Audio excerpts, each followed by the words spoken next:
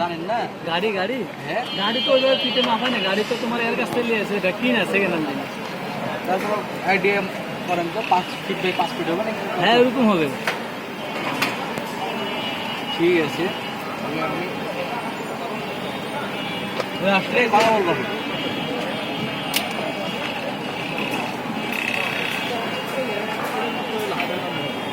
লম্বা তুমি ছোট আর ইচ্ছে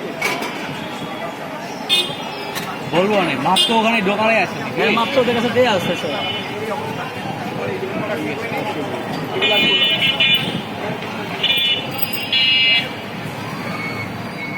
আগে রাখি। আচ্ছা,